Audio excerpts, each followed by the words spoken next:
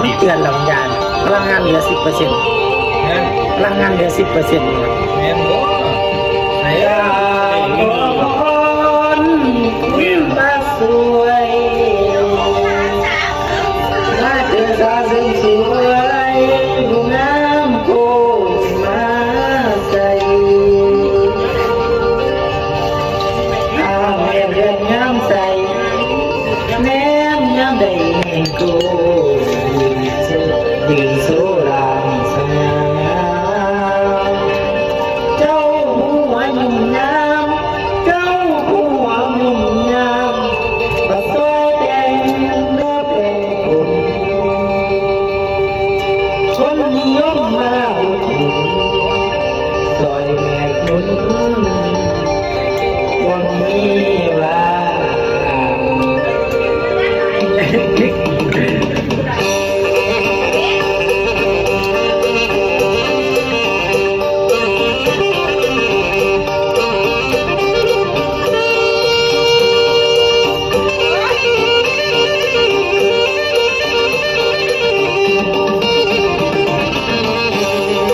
โอ้ย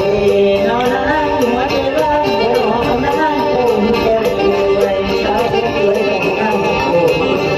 แม่เดี๋ยวมันแก้วมันเยี่ยมแล้วน้องเยี่ยมไปคนเขาก็เกิดสู้กับใครแต่หัวแล้วตาเดี๋ยวนี้แล้วใจเต่าว่าเมื่อดังตาว่าให้ที่ตายเมื่อเลี้ยวก็เลี้ยวเบิ่งใส่ไหลในตาไม่มีเวลาจะมาเป็นร้านให้เลี้ยงเรา บริการนั่งผู้ชมผู้สาวเพื่อเป็นคนเอาคนงามคนมาใช้บริการแทนผู้ร้านเป็นสิ่งแดงบางคนเจอไม่ได้สมแดงจะเป็นสิ่งที่เงียบมาตามเพราะว่าเราไม่เห็นตาเพราะว่าเราไม่เห็นตาผู้เล่าโอ้ยคนเห็นมาดูมาใช้ให้ได้ลงสู้มาจนกี่ก็ได้ลงจะรู้น้ำสาวน้ำคำถึงตา